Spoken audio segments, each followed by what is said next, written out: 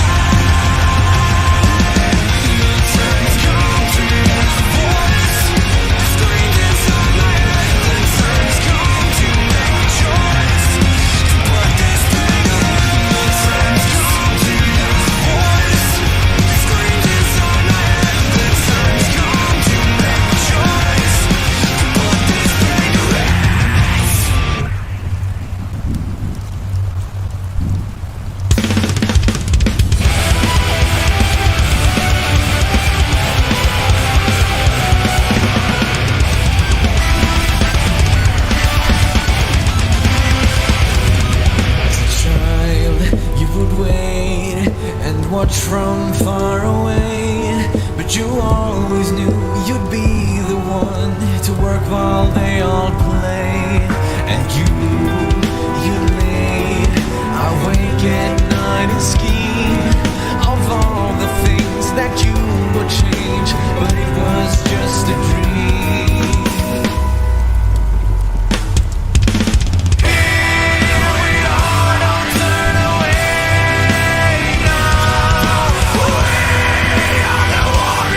Warriors who built this town.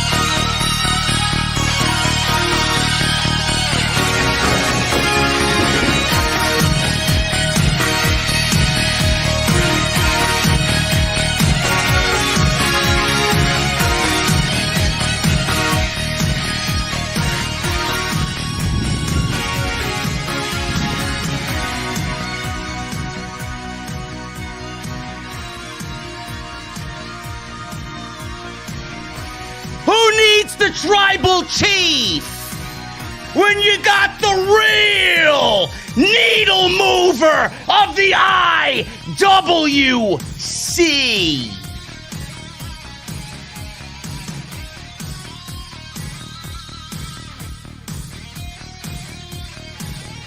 And you all know I'm the needle mover, man. Every time I open my mouth, there's some geek on social media waiting to complain about what I say.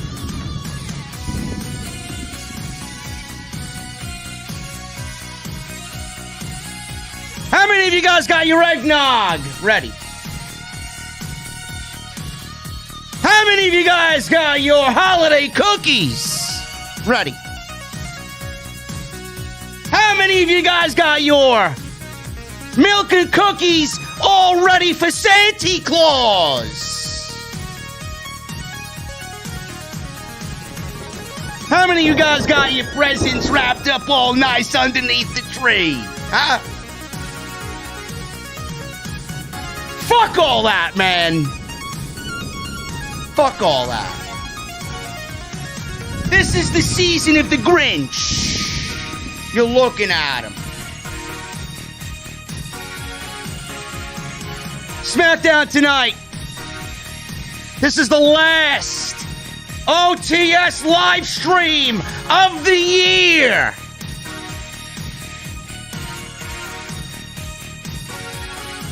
The Mustang's going into the shop until about day one. Charlotte Flair and Toni Storm tonight, man. Oh, my goodness. Poor Toni. Poor Toni. But what do you expect when you're one of Triple H's gals? Sami Zayn and Ricochet had a nice little back and forth, man. I'll talk about that as well tonight. The 12 Days of Christmas Gauntlet Match. And Baron Corbin. Listen, buddy, how you feeling, bro? How you feeling, bro? You nice? You got that nice eggnog all over you tonight. Huh? What a fucking clown. I guess that's what it means being a WWE superstar. You gotta have fucking eggnog poured all over you.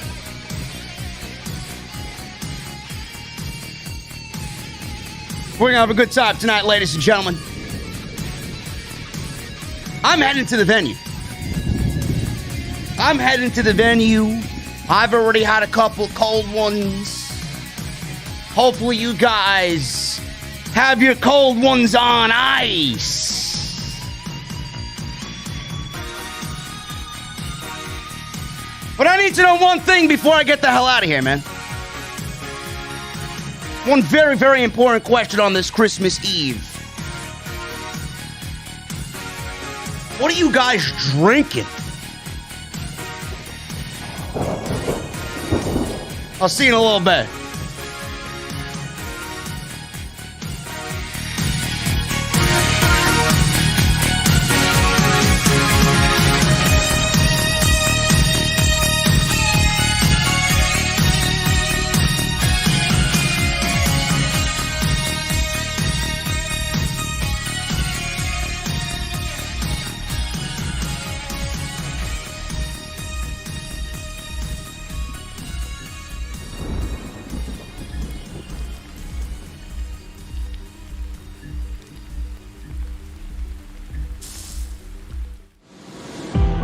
AEW successful?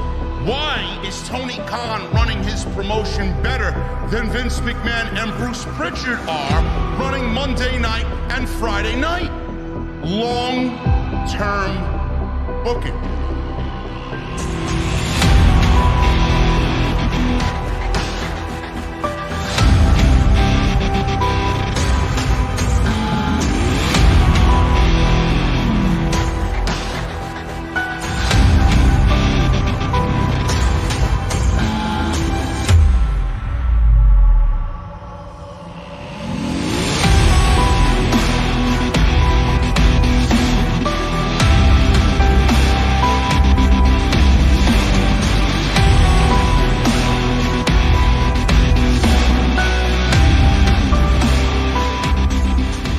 What is going on, guys? Thank you so very much for joining me on your Friday night, your Christmas Eve. It is December 24th, 2021. I am JD from New York, and this is the OTS venue.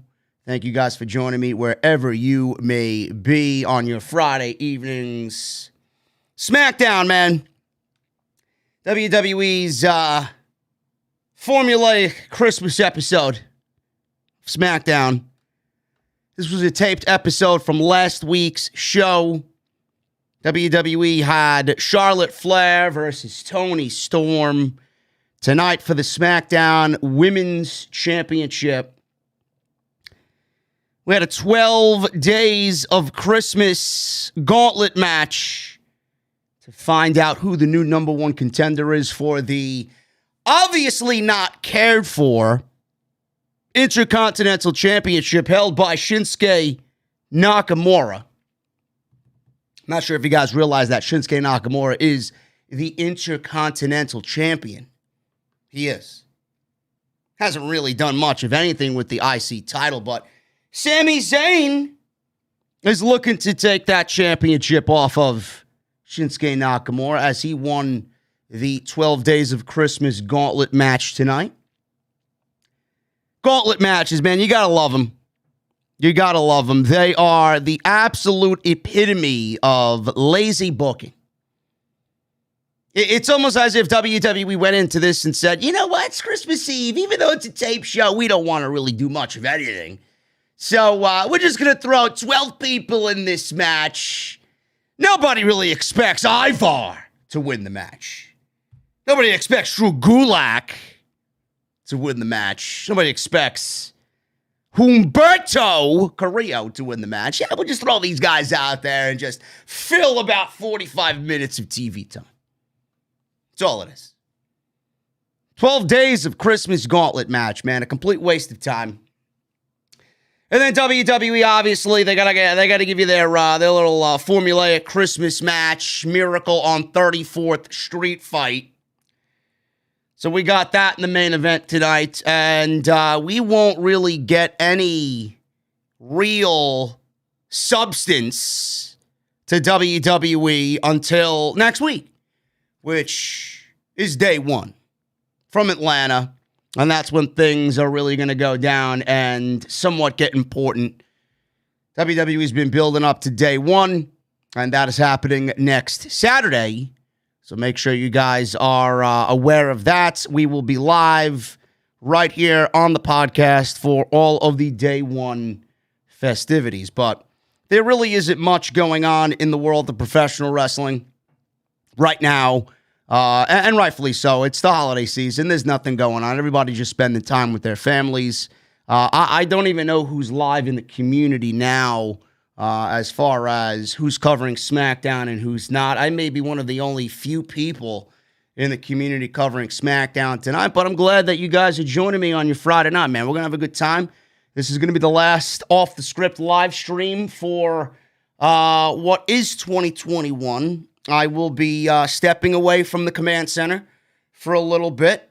You may be getting an extra or two this weekend, and then come Monday, I will be away Monday, Tuesday, Wednesday, Thursday. I'll be back for Friday on SmackDown. Actually, no, there is no SmackDown. There is no SmackDown on Friday. I think next week is a taped show, and they're doing a live highlight show or some year-in review show. But we'll be back for Saturday then. We'll be back for Saturday and day one. So I will not be live for Raw, NXT, or Dynamite. So you guys are going to have to find something else to do. I will catch you all in the venue on Saturday for day one. I am going to recharge my batteries. I'm getting away and just shutting down till the end of the year. And I hope you guys understand, man. I give you guys all of me every single time I'm on here. I've busted my ass on here every single week for the entire year. You guys can be without your pro wrestling for about 3 days, because that's all you'll really be missing. It's usually just Raw, NXT, and AEW Dynamite, and I don't really foresee anything major happening next week anyway. So I will obviously still be in the know on everything. I will be checking in with you guys on social media. I will be letting you guys know if there's any late breaking news of any sorts. You guys can get my in real time reaction to anything that breaks. And if there is something catastrophic that happens, I'll find some way to give you guys something next week. So make sure you guys are aware that next week I will probably be out of commission for most of the week. So just be aware of that. But tonight we got SmackDown. We're going to have a good time. I just got a $100 super chat from Cam G in the chat. Cam G with a $100 super chat. Cam G says, Merry Christmas, JD. Also, just got my 1-month badge.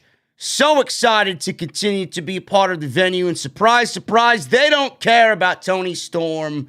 They should put Liv and Toni in a tag team called the Misused or the Loser Squad.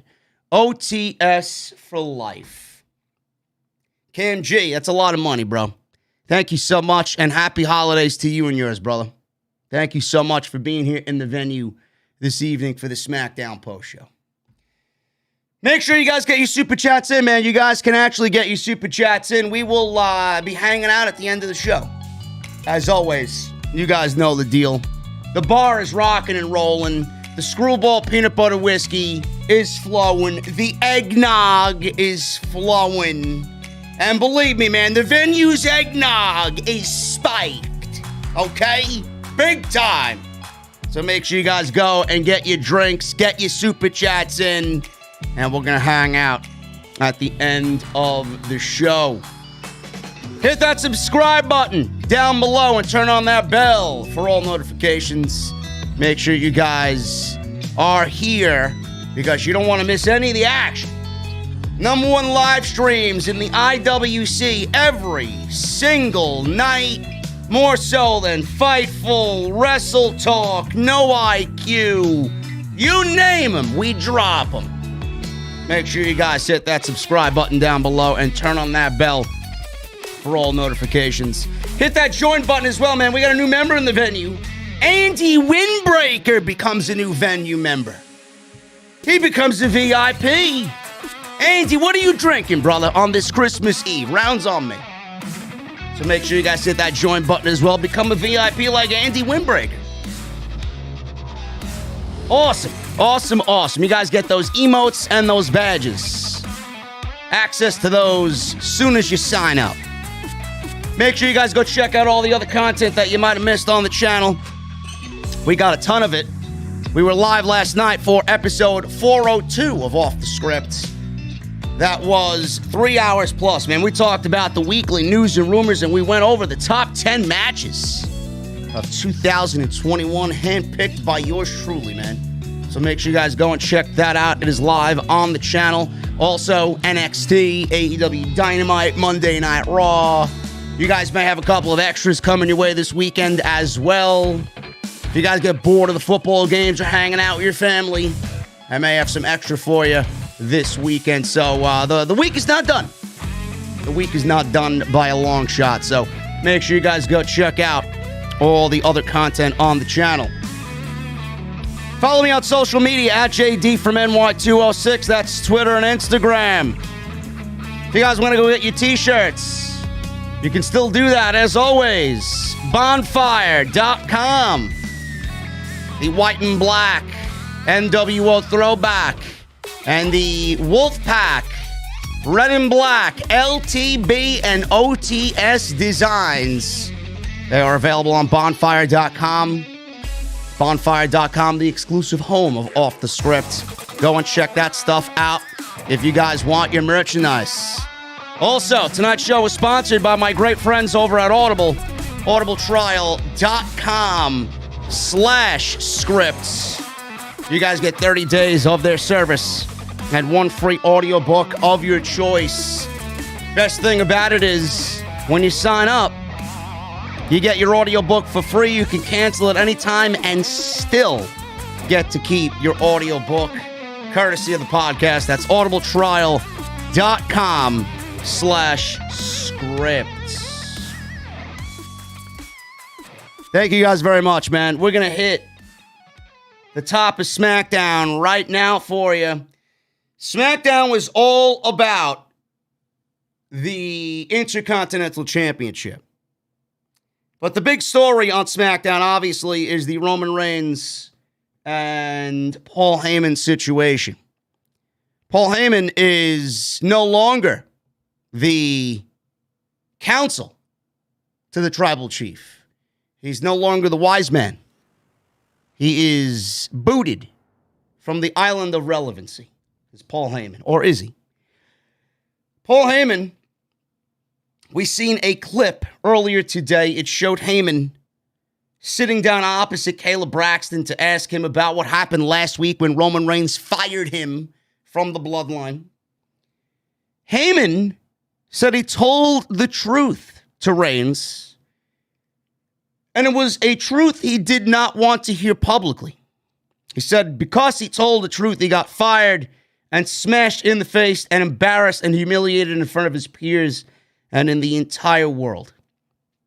Kayla asked if he has any regrets. Heyman said no, because his job was to tell Roman Reigns the truth. He said he tried to explain this to Reigns, but all of his bags and notes and belongings were all tossed out of his locker room into the hallway like some frickin' rookie, he says. He said his role was to protect the championship, and make no mistake about it, Roman Reigns is the greatest Universal Champion of all time, but he needs to be protected from Brock Lesnar. Caleb Braxton then asked, what's next for Paul Heyman? Paul Heyman took a sip of water. He was looking all disheveled, by the way. His hair was messed up.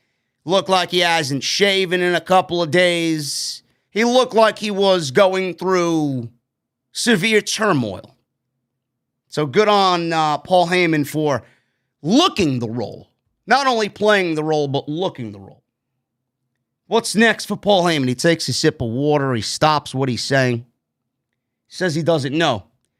I go to NXT, cherry pick a top talent, start all over again. I don't know. Not at this stage. He said he put every bit of his heart and soul and spirit into serving as the special counsel to Roman Reigns because he believes in Roman Reigns. Without that, maybe it's time for me to acknowledge that my career is most likely over. First of all, I love these sit-down interviews. There's no live crowd. There's no piped-in audience.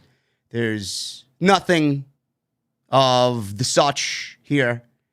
I like that they opened the show with this because this was the biggest thing, the biggest takeaway from last week's show.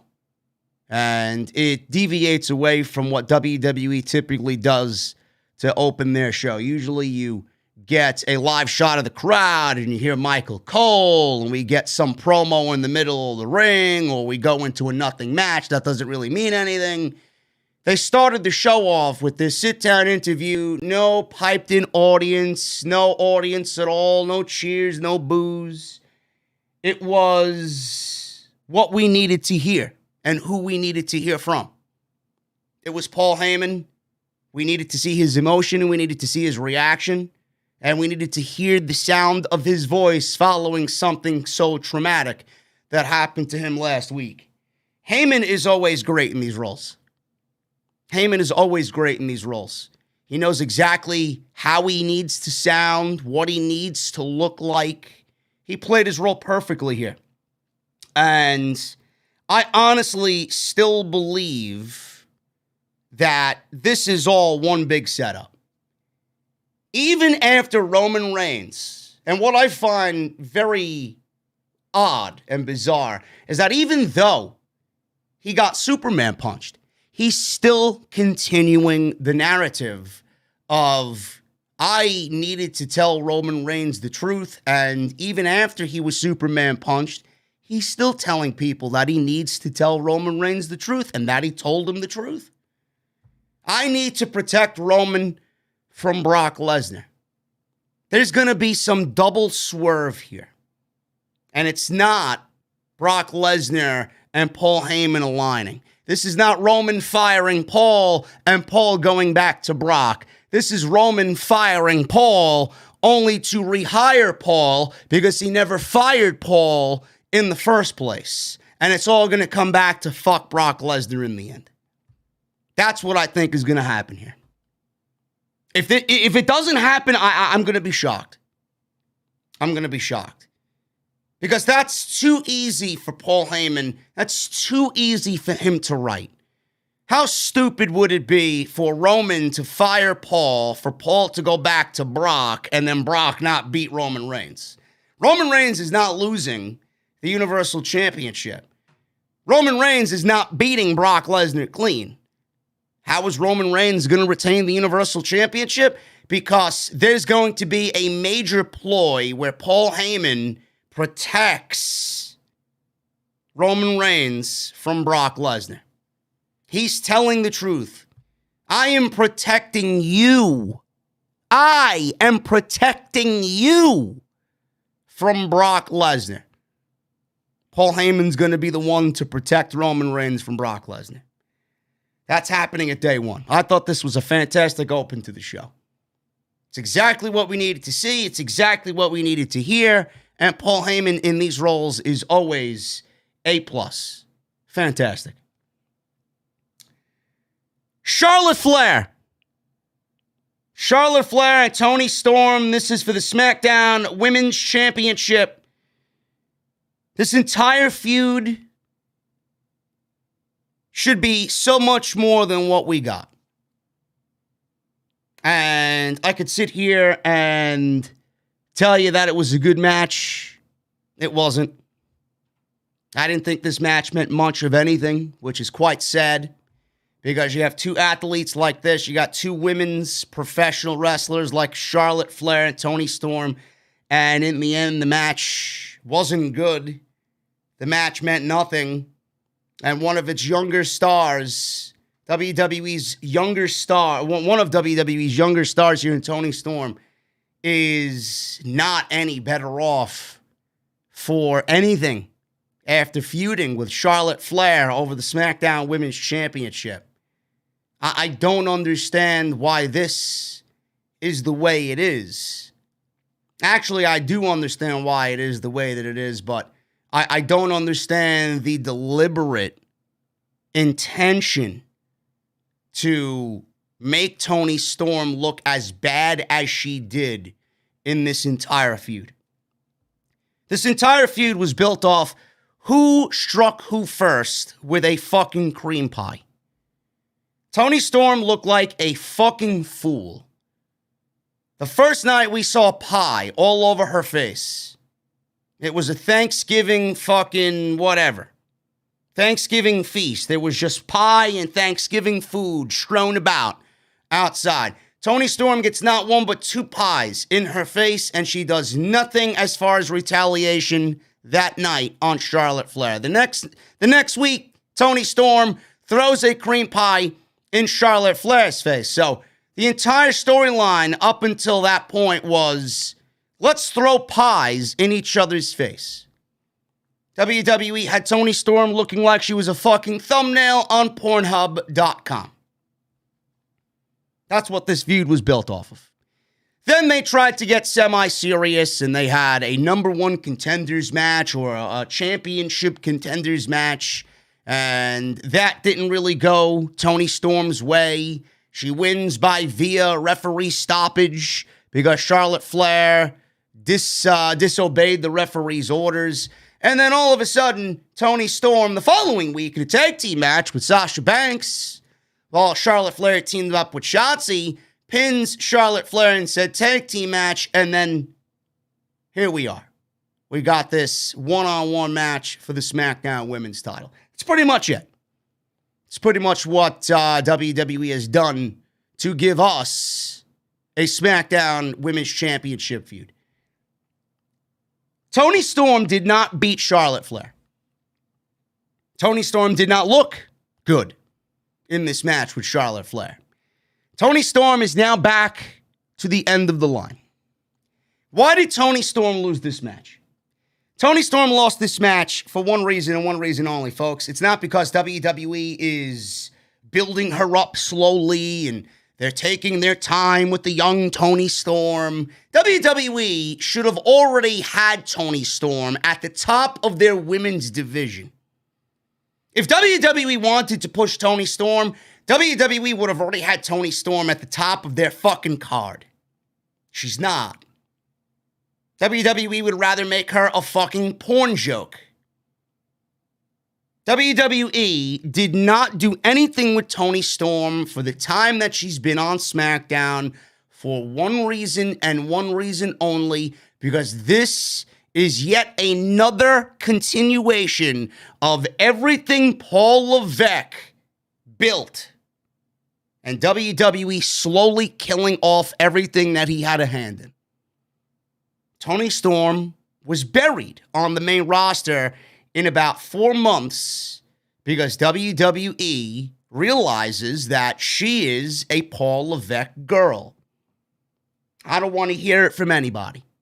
There's no fucking way anybody, a creative booker, a creative writer, a producer, someone in upper management, there's no way you, if you have a fucking hand in talent, there's no way you have somebody on your roster in Toni Storm and you're not pushing her as a top star. She has everything you could possibly want for a top female star in your company. WWE has done nothing. This match sucked, and Toni Storm looks terrible every step of the way. It went almost 15 minutes. I didn't enjoy anything about this match because everything leading up to this match was absolutely emotionless. There was nothing there to really gravitate towards. They locked up.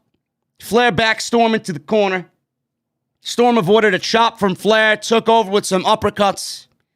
Flair fought back with a big boot to the gut. Storm recovered with a crossbody. That looked okay. She followed up with a basement dropkick. Flair rolled out of the ring. She was kind of mulling about at ringside, trying to collect her thoughts. Flair missed a boot. Storm hit another crossbody for a 2 count. Flair quickly regained control with some chops in the corner. She started to slow the pace down with a head scissors. Storm tried to break free, but Flair flipped her over.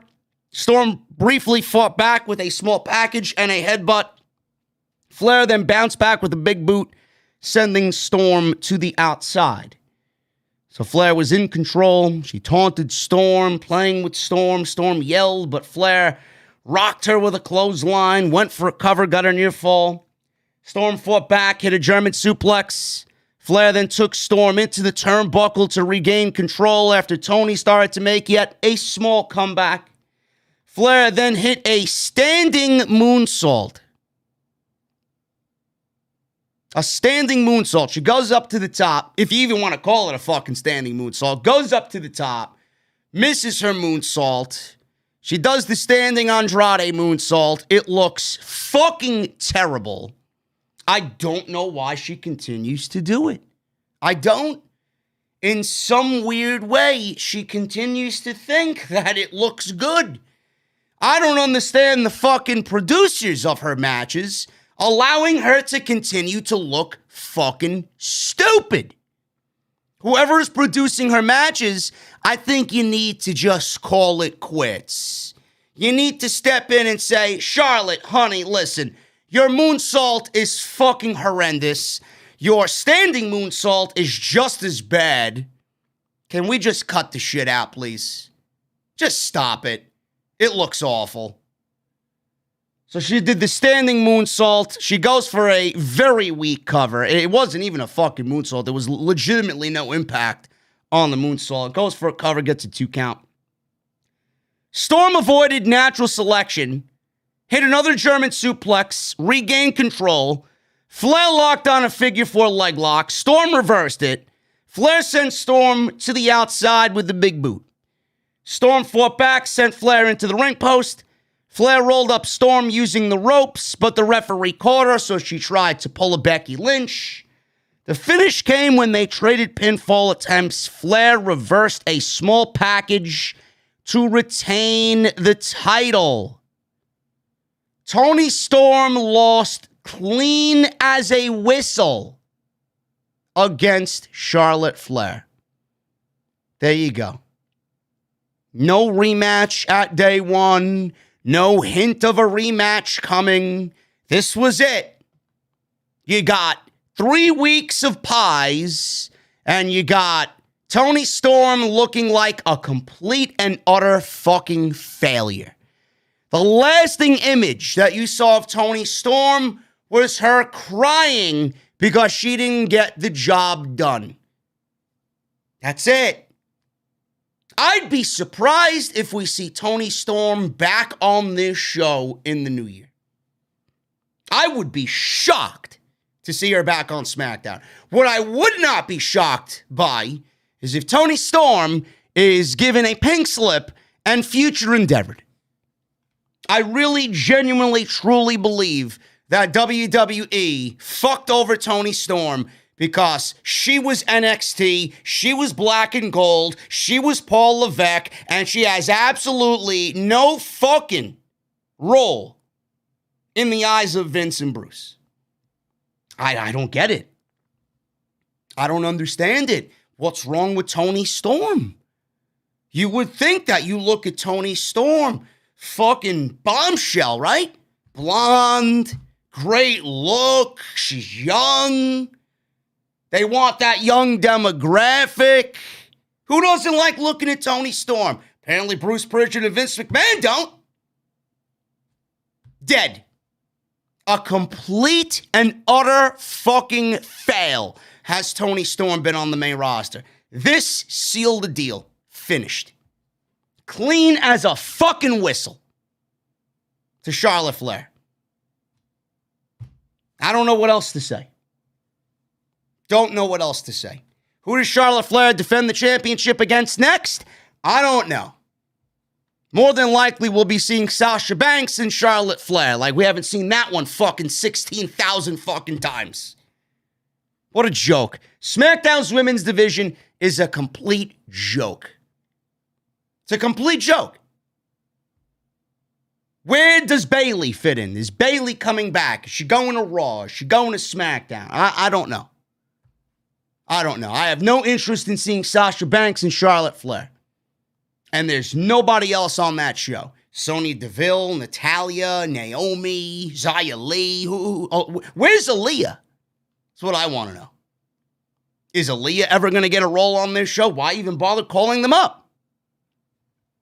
WWE had an absolute fucking shoo-in with Toni Storm. They had their next megastar in Toni Storm, and she's already fucking dead. 24 years old. Not even. How old is she? 23, 24 years old? Dead. A complete joke. They should be fucking ashamed of themselves. In the back, McIntyre approached King Xavier Woods and Kofi Kingston. McIntyre sad because he will beat up Moss so bad that he won't make it to day one. You know who won't be sad if you beat up Moss? Me. Because the match shouldn't be happening at day one regardless. McIntyre and the New Day promised to win later in the Miracle on 34th Street fight. We got the 12 Days of Christmas 12-man gauntlet match. Angel Garza and Mansoor start off this 12-man gauntlet match. Angel and Mansoor go 1 minute and 35 seconds. This entire gauntlet match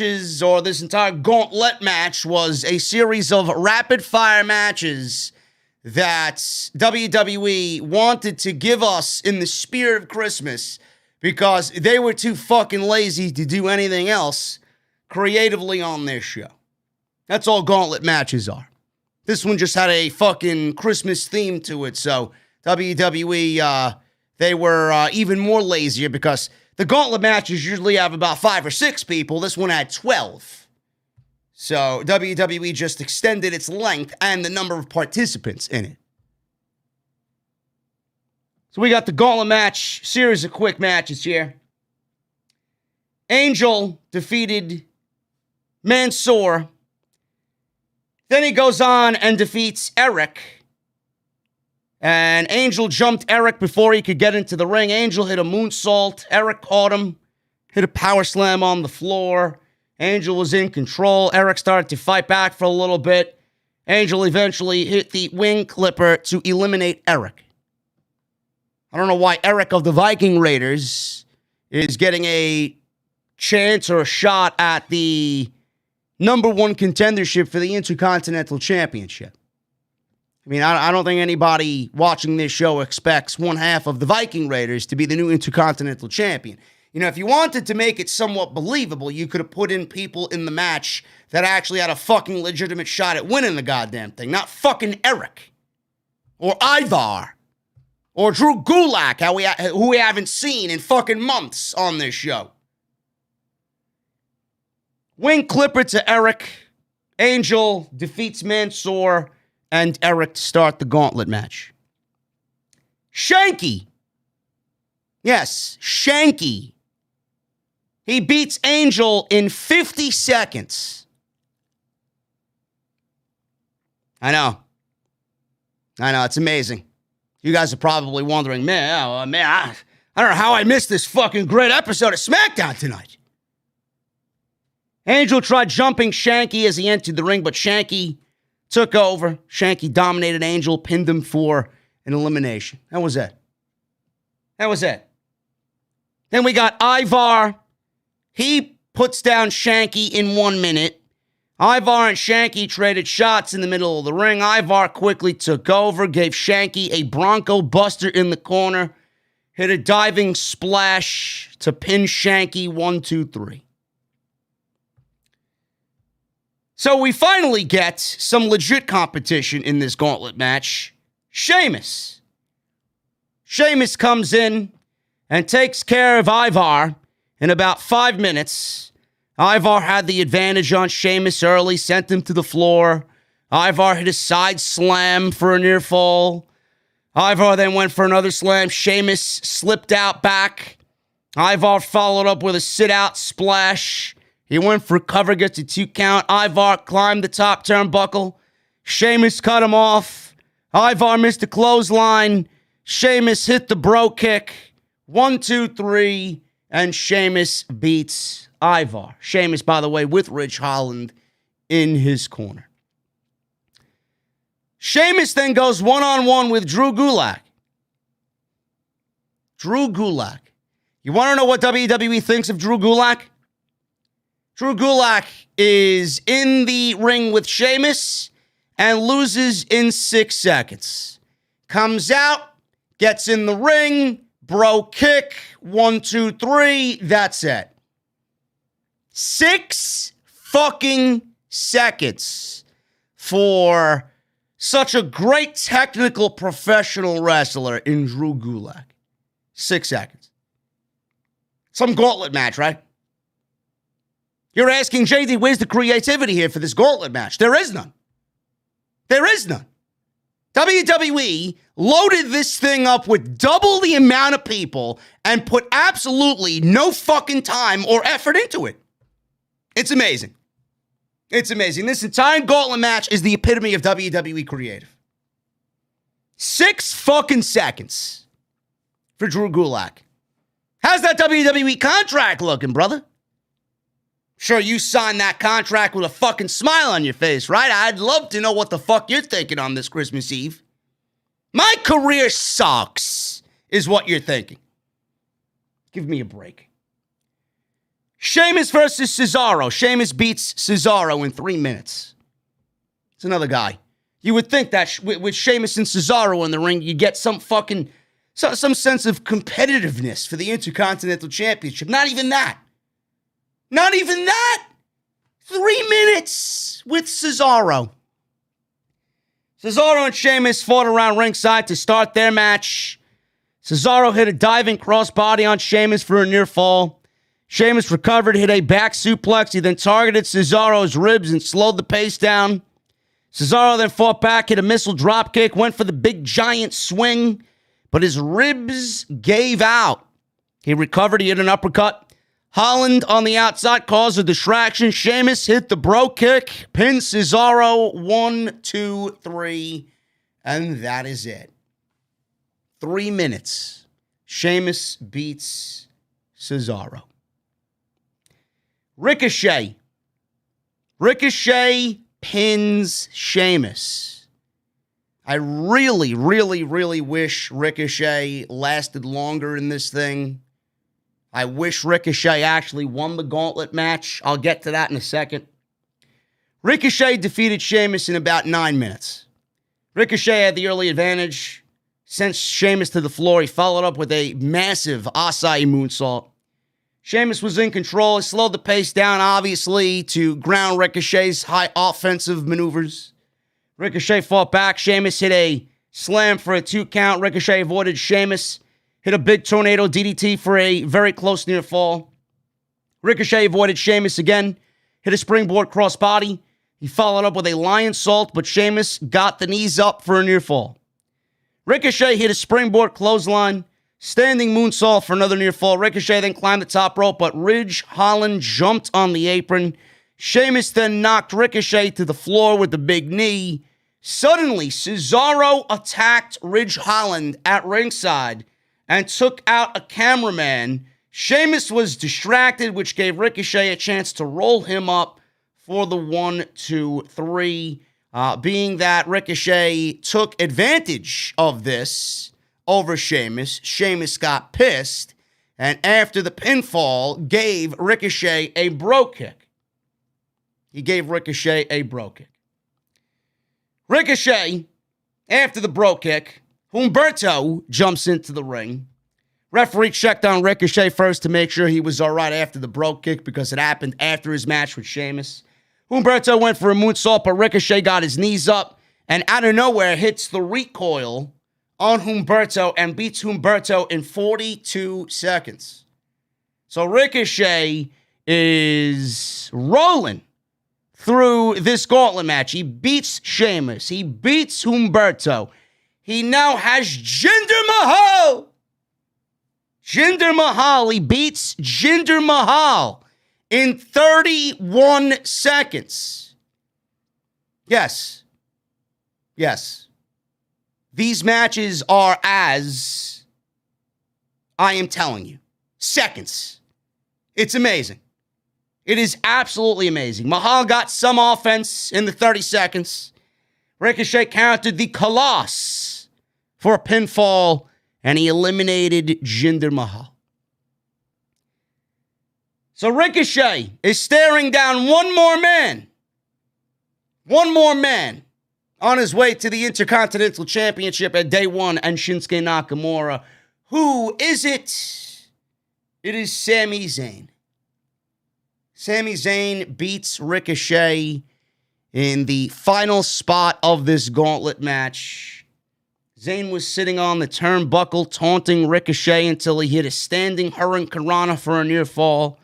Zayn tried fighting back and went for the Blue Thunder Bomb, but Ricochet slipped out. Zayn sent Ricochet into the corner, hit a Blue Thunder Bomb for a near fall. Zayn went for the Exploder Suplex in the corner, but Ricochet fought back with some elbows. Zayn avoided a forearm, gave Ricochet the Exploder Suplex in the corner. Zayn went for the Helluva Kick. Ricochet countered. Ricochet climbed to the top rope. Zayn cut him off. They were fighting on the top turnbuckle. Ricochet knocked Zayn off. Went for the Shooting Star Press, but Zayn got his knees up. Zayn then hit the Exploder in the corner and followed up with a Helluva Kick, and that was enough for Sami Zayn to pin Ricochet in about 6 minutes. Sami Zayn pins Ricochet, and Sami Zayn is the number one contender for the Intercontinental Championship. You know, I have no problem with Sami Zayn at all. I don't. I love Sami Zayn.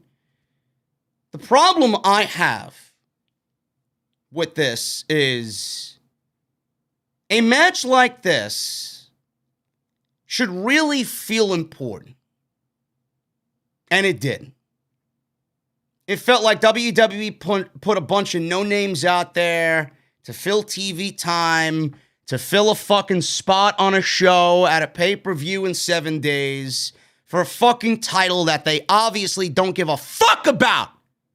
Which fucking pains me, because the Intercontinental title should mean so much more to this fucking company, and it doesn't.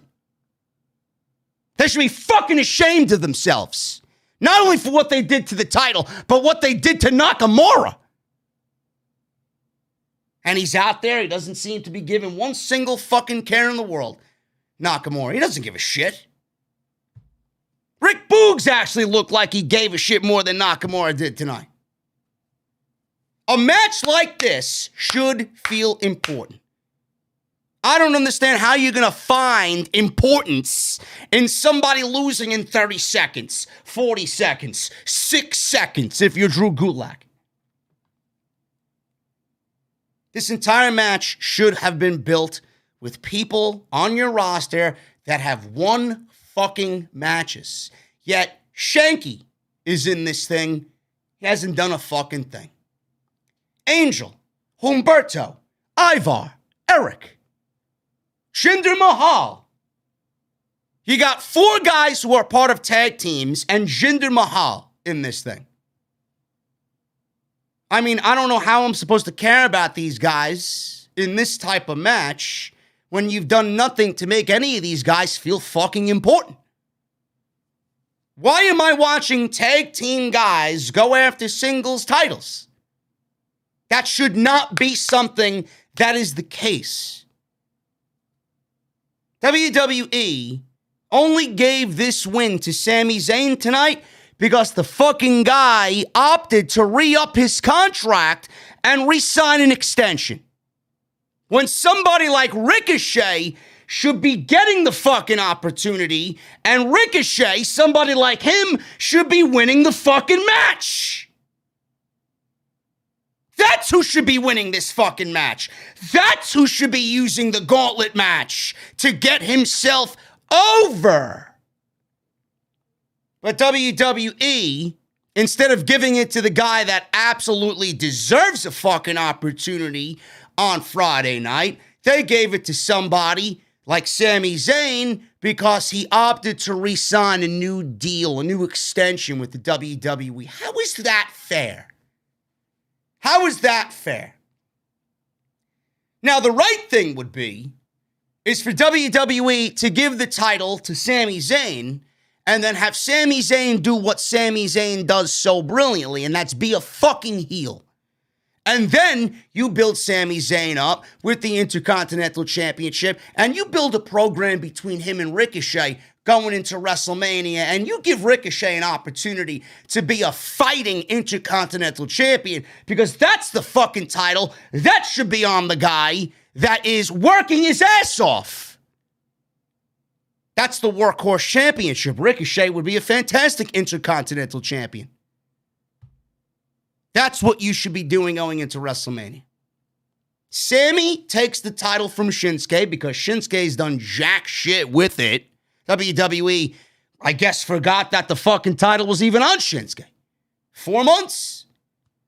Sammy wins it at day 1. And then he goes on and wrestles Ricochet at WrestleMania. Easy. Ricochet takes the title from Sammy. Ricochet is the Intercontinental Champion going into the spring and summer months. It's a very easy concept. But how do you think this looks to people who are smart enough to know? Sami Zayn wins this match because he re-upped his contract with WWE. And he's rewarded because WWE says, oh, thank you for your loyalty. Meanwhile, a guy like Ricochet is still continuing to find his ways after all this fucking time on WWE television. How sad.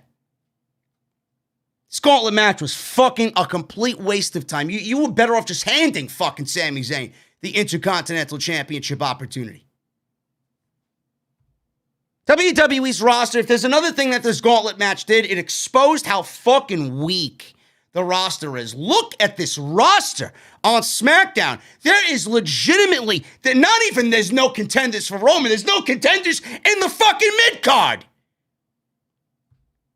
Sheamus is the only guy on this fucking show in the mid-card that has any sort of viable fucking legitimacy. Cesaro, dead. Jinder, forget about it.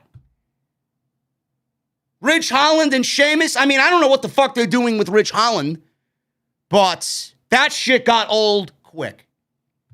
Sheamus is the only guy. Ricochet, there's no momentum with Ricochet. Shinsuke Nakamura is your Intercontinental Champion. He's got absolutely no momentum at all. This entire brand is filled with a bunch of nobodies. A bunch of nobodies that mean nothing with no momentum. So how is anybody going to find interest and invest their time and emotion into a bunch of nobodies? This is where it's your job, Bruce, to find a way to make everybody feel important. You would think that something would slap them in the fucking face. You got nobody at the top, and you got nobody in the middle of the fucking show. Nothing. Roman is important. You would think you'd find time to make everybody else feel important on this show because you got nobody else feeling important.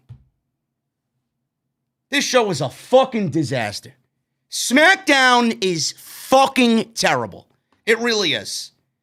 I don't know how anybody finds this show to be exciting or right. This shit sucks. Sucks. Unbelievable. So, after the gauntlet match, we got a video package highlighting Paul Heyman's controversial career, obviously dating back to the days of ECW. They showed vintage clips of him from his early days with a full head of hair. It said that he first rose to prominence as the leader of the Dangerous Alliance in WCW. It showed him managing Rick Rude and Stone Cold Steve Austin. No mention of anything else really with Arn Anderson or Larry Zbyszko, Jerry Lawler, the AWA, none of that stuff. They obviously skipped what they wanted to skip and omitted what they wanted to omit, but it's typical WWE. So the narrator went on to say it was in ECW when his mad genius really shined. It gave Heyman credit for sparking the revolution that led to the Attitude Era. And then it showed ECW invading WWE as part of the WCW-ECW alliance. But it came out on the losing end. It was the last we would see of him until Brock Lesnar debuted in 2002. So we went through the Lesnar big WrestleMania wins over The Undertaker and him winning his world championships. It said that everything with Lesnar came to an end when Drew McIntyre beat Lesnar at WrestleMania 2020. Paul Heyman was rescued from obscurity and brought to the island of relevancy alongside Roman Reigns. It showed Lesnar's return at SummerSlam earlier this year and then Reigns pressing whether Paul Heyman knew Lesnar was going to be at SummerSlam.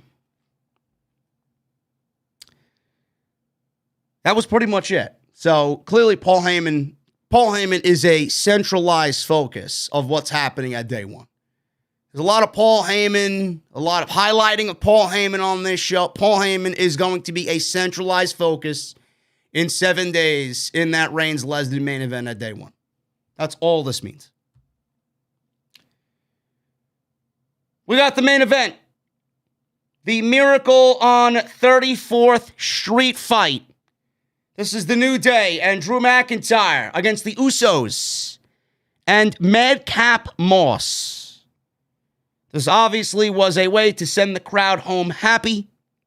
And that's exactly what WWE did as the babyfaces beat the heels here. The Usos, once again, on the receiving end of a loss as tag team champions. You love to see it. You love to see it.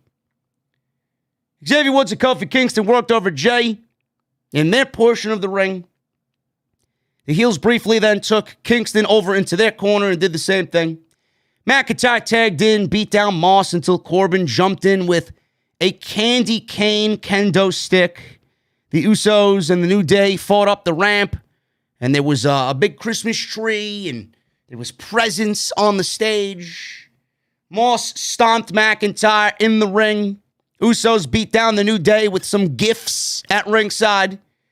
They then hit Kingston and Woods with two trees. Moss attempted a suplex, but McIntyre reversed it. Woods super kicked the cookies. There was cookies out there as well, Christmas cookies. Of course, because it's a Miracle on 34th Street fight.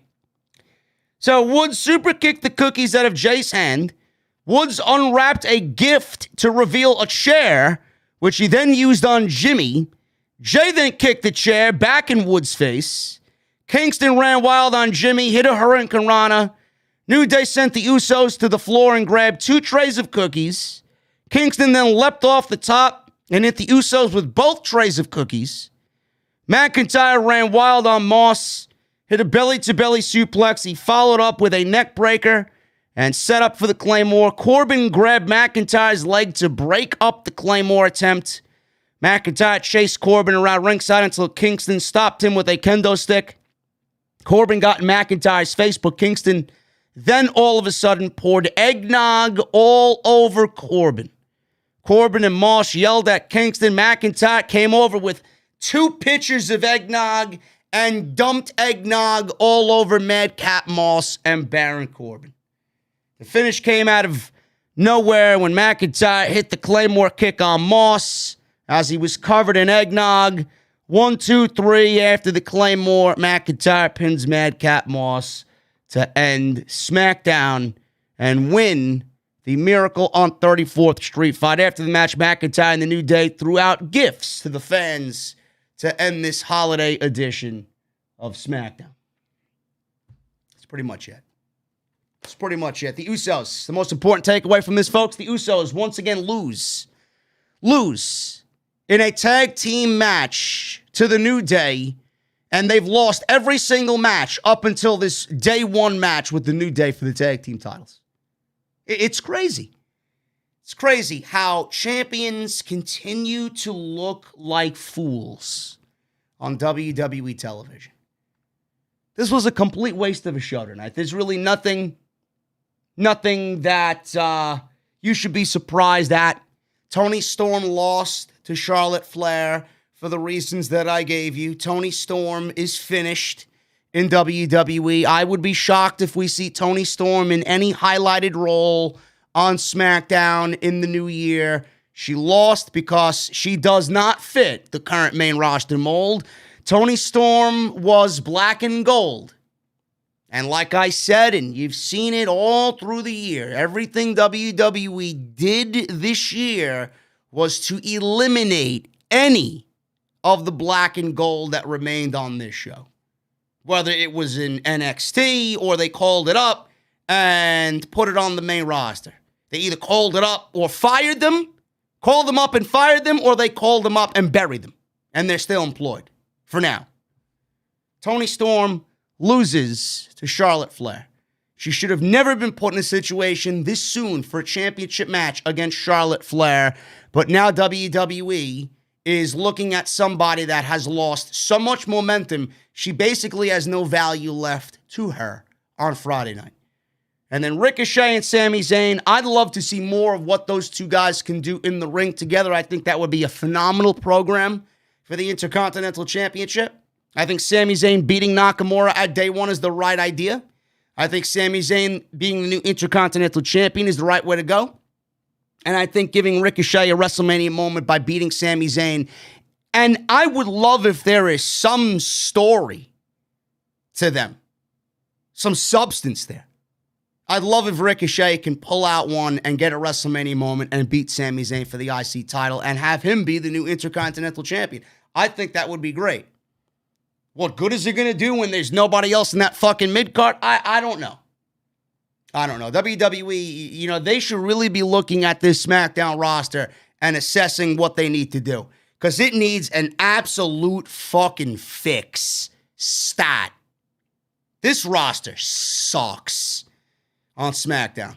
I don't know what they got to do, but they got to do something and quick, man. There is absolutely no way they could survive with this roster for a whole nother year up until another shakeup or a draft happens. They need to do something fast on Friday night because that shit is looking absolutely terrible. Guys, that's it. That is all I got for SmackDown on this Friday night, on this Christmas Eve. I appreciate you guys joining me on your Friday nights, wherever you may be. It is now that time of the show where we go over and hang out with the Super Chats. I appreciate you guys joining me on your Friday night. If you guys are in the chat and have not hit the thumbs up, man, please hit that thumbs up. We got 637 likes. I'd love if you hang out, man. It's Christmas Eve. I mean, what else you doing? What else you doing? It's not Christmas yet. We still got another half an hour to go. But if you guys are in the chat, hit that thumbs up, man. If you guys have not hit the thumbs up yet, I would really appreciate it if you do. Hang out. Don't go nowhere. Should be a good time. Get those super chats in. You guys can ask me anything you want about wrestling. You want to mention SmackDown tonight? How you feel about Toni Storm, Ricochet, Sami Zayn? What's going on with the IC title, the Gauntlet match? How big of a fucking joke it was? Sound off, man. The super chats are all you. Follow me on social media at JDfromNY206. That's Twitter and Instagram. Hit that subscribe button down below. Turn on the bell for notifications. Make sure you check out tonight's sponsor. That's Audible. audibletrial.com/script. 30 days free of Audible service and one free audio book of your choice when you sign up. Best part is you guys can cancel at any point and still get to keep your audio book for free. Also, go get your t-shirts, man. Bonfire.com is the exclusive home of Off the Script. And go check out all the other videos that you might have missed on the channel. Ton of content on there for you. If you missed any of it, it is all on the homepage for you right now. Let's see what we got here, man. Let's see what we got here. We got Sean Watkins with a $4.99 super chat. This was the worst SmackDown all year. It's just as bad as Raw now. Sean, I wouldn't say this is the worst SmackDown of the year. We've seen hell of a lot worse SmackDowns. I think that may be pushing it a little bit, but it was not good by any means. It was not good at all. It usually never is good, but I've seen worse. Believe me. Running the Ropes Wrestling Podcast with a $50 super chat. SmackDown sucks. Don't even care about the shit show. Only care about AEW and OTS. Merry Christmas, JD, and to the entire OTS family. Thank you so much for your $50, brother. I really appreciate you, and Merry Christmas to you, man. Jay Coyle with a 5 in UK super chat. To all you goons, just grab a cold beer. The man of the hour is finally here. Enjoy your much-deserved break, JD, and Merry Christmas to the OTS family. Jay, thank you so much, brother. I really appreciate you, man. Merry Christmas to you. I won't be away too long, I promise. I'll be back at full strength. And we'll be doing it right from day one. Should be awesome.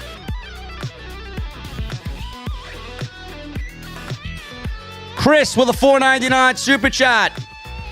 Just want to say thank you, JD, for what you do. Another great year of content. By the way, I'm drunk in the venue. And Jesse is drinking all the Screwball peanut butter whiskey. Jesse said he was eating tacos.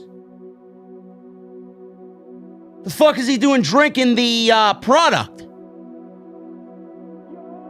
Listen, Jesse. What the fuck are you doing, bro? I'm not getting another shipment until fucking after New Year's, bro. What are you doing drinking? This fucking guy, man.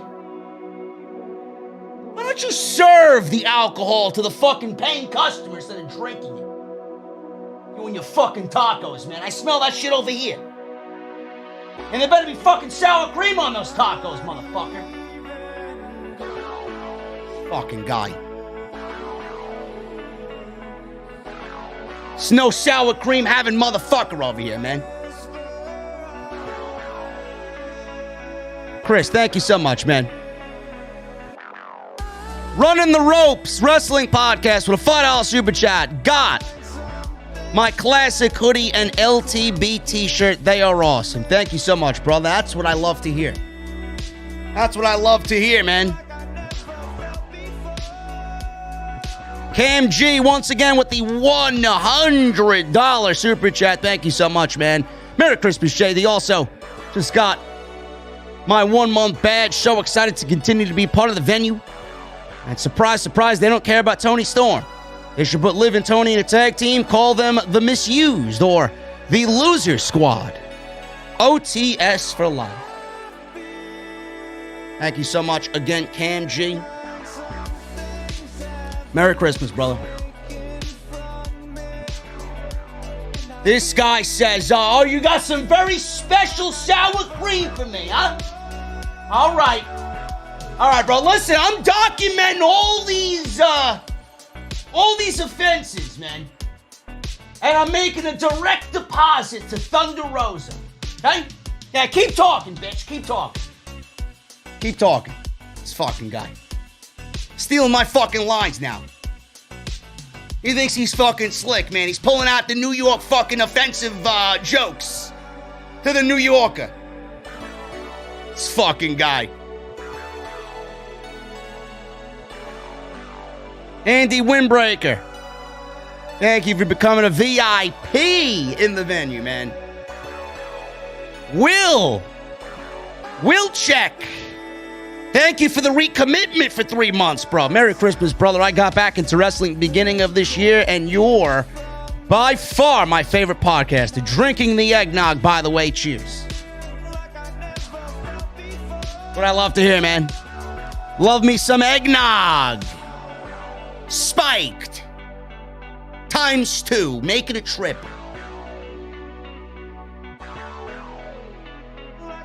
Charles Matthews becomes a new member in the venue, man. What are you drinking? Thank you for becoming a VIP, Charles. That's what I like to see. Munchie time with a $49.99 super chat. Merry Christmas, JD and OTS fam. Every stream, I absolutely love tuning in to this brand you've created. Keep doing you, JD, and fuck the haters. OTS fam, continue to be the best damn community in the IWC. May everyone have a great Christmas. Love y'all.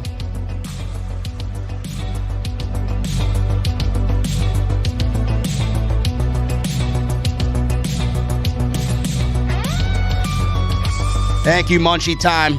I appreciate you, brother. Always, always, always happy to have you here in the venue. Hologram with a $20 super chat. Merry Christmas, JD. Merry Christmas, OTS family. Thanks for letting me show up to the venue every week and be a goon. Hope everybody has a great holiday. Thank you all so much for getting me through the hardest year of my life.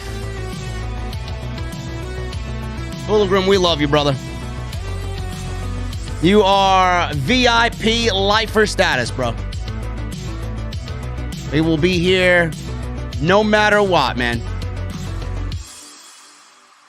And thank you for being in the chat, man. Merry Christmas to Jesse, man. Jesse's heading out. I will see Jesse in the new year on the first TBS Dynamite. Should be a big show, man. Kelly with a $10 super chat. She puts in parentheses, Grinch's theme. The 3 words that best describe WWE are as follows, and I quote, stink, stank, stunk. Merry Grinchmas, JD. Can I get a birthday shout out? Here in Tokyo, it's my 25th birthday. Rock on.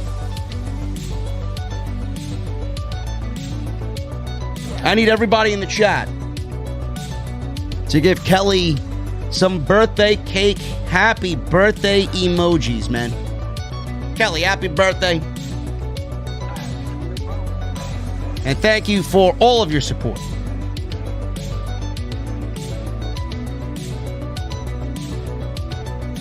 Eric Newton with a $10 super chat. JD, my top 5 IC champions in no particular order. Bret Hart, Owen Hart, Mr. Perfect, Ricky Steamboat, and Racer Ramon. Sad to see it treated this way. Steamboat vs. Savage at WrestleMania 3, my favorite IC title match. Eric, it's a nice list you got there, but where is Shawn Michaels? Where is Shawn Michaels, bro? Can't talk about the IC title without mentioning the Heartbreak Kid, Shawn Michaels.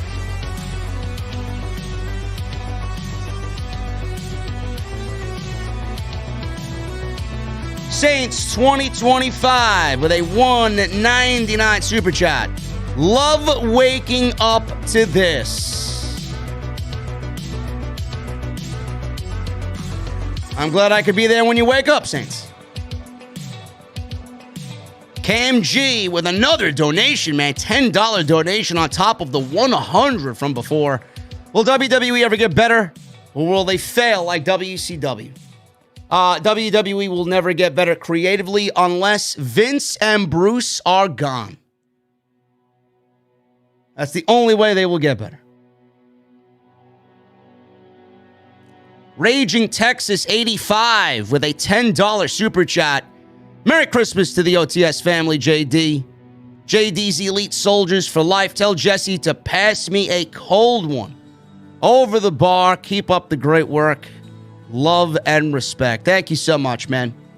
Jesse actually said farewell for the night, so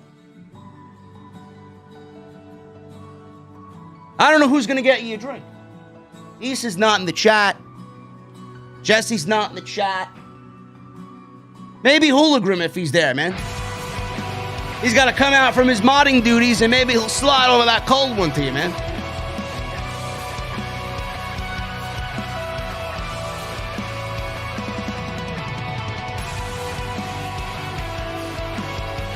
Our Future Media with a $5 super chat. Merry Christmas to everyone here.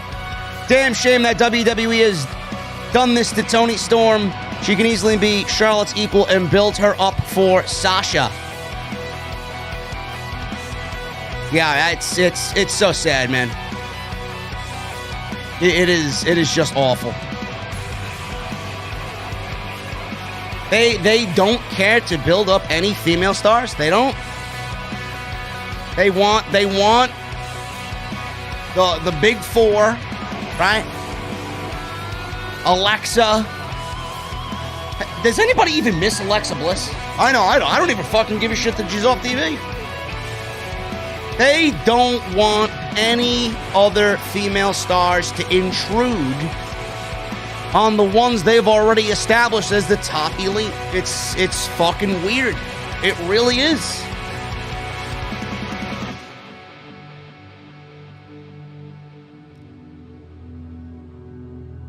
CRJ209 with a $19.99 super chat.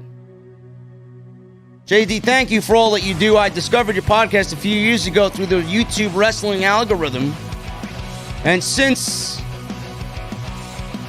have never stopped listening. You're real honest and entertaining as hell. Merry Christmas, my brother. Thank you so much, man.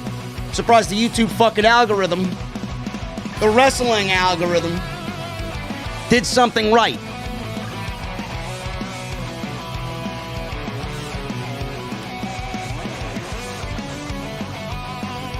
JPA 545 with a $50 super chat. I really love your wrestling reviews and gaming streams. Keep up the good work. Merry Christmas. You guys are killing it tonight, man. JPA, thank you so much, brother.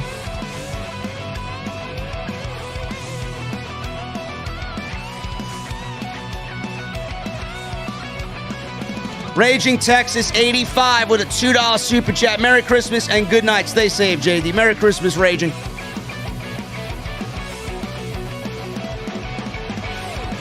Aaron King with a $5 super chat. AEW is like a 20-ounce New York strip with homemade mac and cheese, while WWE is like drinking stinky, spoiled, smelly-ass milk. That is not good.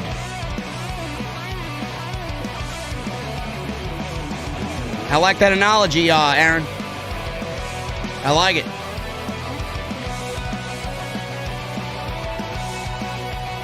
CRJ209, thank you for the recommitment, brother, to the VIP club. JD, I forgot to mention your thumbnail for today's review gave me a good laugh. Awesome shit, man. I got my boy Salrex to thank for that one, man. Kind of wanted to go out with a bang. The last couple of thumbnails, man. I gave him some headshots. I gave him some themes, and he killed it. I love it. Thank you, man. And thank you for your recommitment to the VIP club, bro.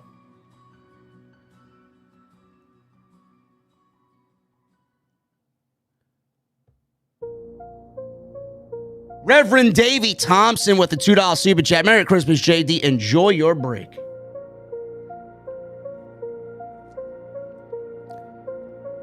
It's only a few days, bro. I'll still be around. There's really not much going on in the world of pro wrestling anyway towards the end of the year, unless Nick Khan wants to release some fucking payroll. But I'm still in control. Jonathan Gastello with a recommitment to the VIP club for 10 months.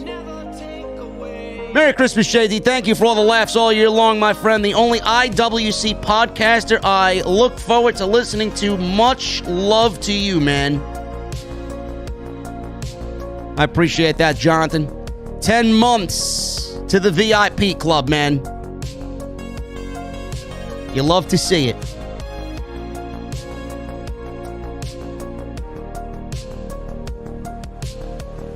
JPA 545. Recommitting to the VIP club for 6 months. Proud goon of the OTS VIP club. Thank you so much, brother. Oz Inglorious with 2 $5 super chats. WWE sucks and I will never watch it again. But I sure do love these streams.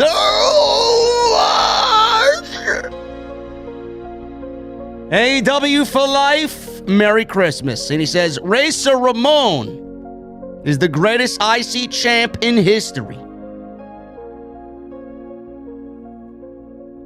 Scott Hall was a great Intercontinental champion. Was he the best of all time? No.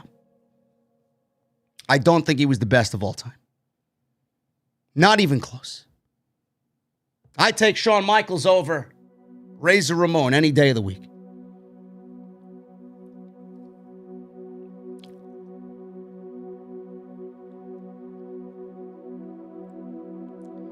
Israel with a $20 super chat. I'm glad I didn't watch this damn garbage wrestling show. Hope you feel better. By day one, I'll watch. I hope it's good. But I thought it was... I don't know what you're trying to say. I'll watch. I hope is good, but I thought it wish you the best in the coming year. OTS for life. Israel, I appreciate you, bro. There's no sense in watching SmackDown. There's no sense in watching SmackDown or Raw for that matter. And day one, it's gonna be a big news day, man. So you gotta be here. You gotta be here. Fox Gwyn with a $9.99 super chat. Thank you for a great year of content and keeping me distracted during these very hard times. I just got reunited with the ashes of my 14-year-old dog who passed this Monday. Happy holidays. I'm sorry to hear that, brother. Everybody in the chat, throw up the prayer emojis for Fox Gwyn, man. Our fur babies are more family than anything this holiday season, man.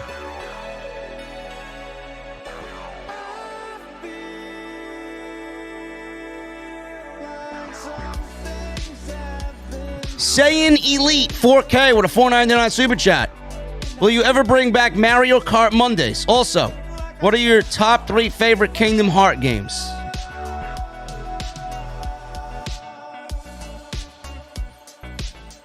I will not be bringing back Mario Kart unless there is a Mario Kart. Well, what are we on now? 9 or 10? If there's a new Mario Kart game, yeah. Brand new game, yes. Other than that, no. My favorite Kingdom Hearts game is Kingdom Hearts 2.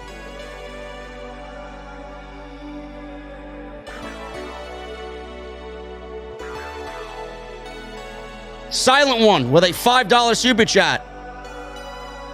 JD, you have made me laugh all year. Glad to be a part of the venue and OTS for life. Merry Christmas. You are the man.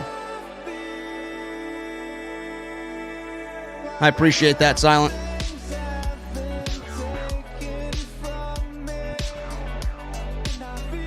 Raging Texas 85 with a $5 super chat. JD, can you wish my brother Tim a Merry Christmas from me? His brother, he and myself had a tough year. Love you. Tim, if you're watching. Tonight, bro. Tim, Merry Christmas, man.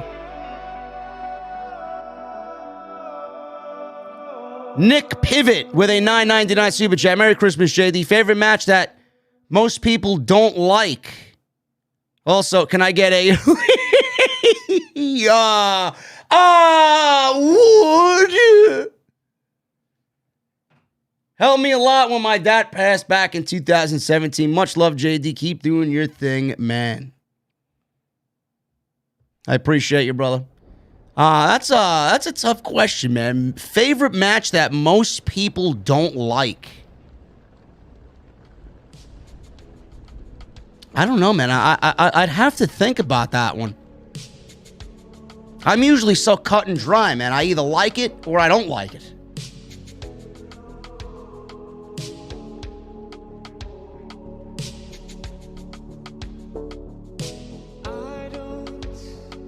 Saints 2025 with a $4.99 super chat. Love smoking a blunt on Christmas Eve and watching JD.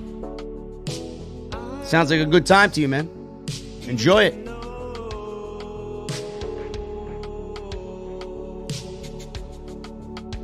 Sting 29 with a $5 super chat. How do you watch WWE every week without wanting to do hard drugs? At Dynamite for over 4 hours and not bored once. I don't know, man.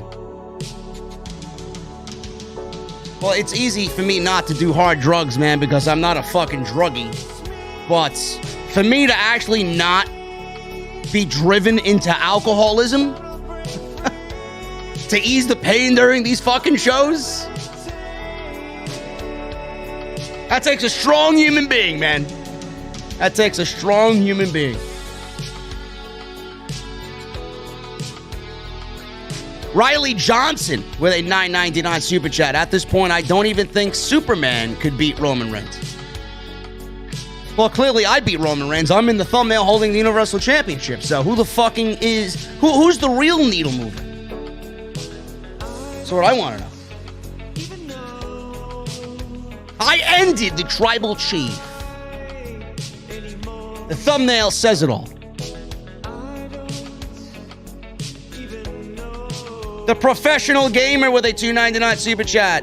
WWE should be ashamed of themselves. MC JD. Merry Christmas, brother. And then Fox Gwyn becomes a new member to the VIP club, man. He's walking in and he's asking for a cold beverage. Yo, get this guy a fucking beverage as we get the hell out of here, man. He's saying, JD, give me your best. Give me your finest. What are you drinking, brother? Appreciate you, man.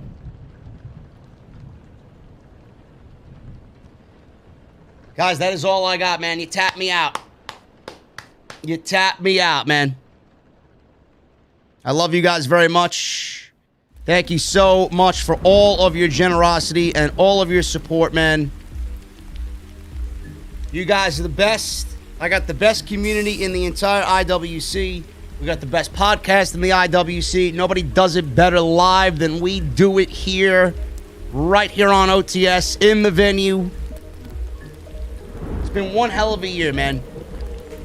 Podcast has never looked better. It's never felt better. It's going to continue to get better. It's going to be great, man.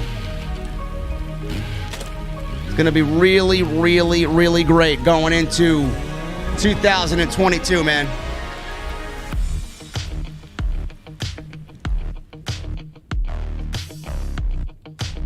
SmackDown.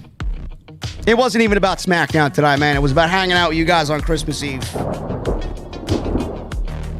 want to wish everybody here in the chat, man, Merry Christmas.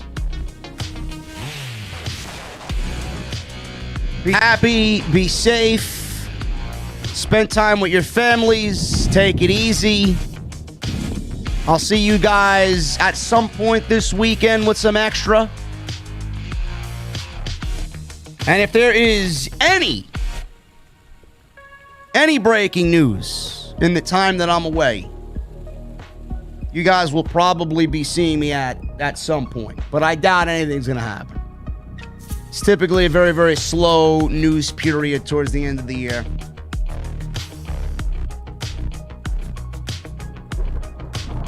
Make sure you guys hit that subscribe button, man. If you guys are new in the chat and have not hit the thumbs up, hit that thumbs up, hit that subscribe button. Samuel Colazo with a $4.99 super chat. Thank you, brother. Israel with a $5 super chat. Let me ask you, JD, I saw your interview with the franchise, Shane Douglas. Will there be any more in the future? No. I don't like going out and begging for interviews. It's not my deal. You want to go see someone beg for interviews? Go listen to Denise Salcedo. Anyway, guys, you know what time it is, man. Merry Christmas. Thank you for everything that you've done this year. Thank you for the super chats. I'll see you live once again. Day one. We'll be here in the venue. I need that music on max, guys. Let it ring out. Let it sound off. Right here on OTS, man. Thank you guys very much. Merry Christmas.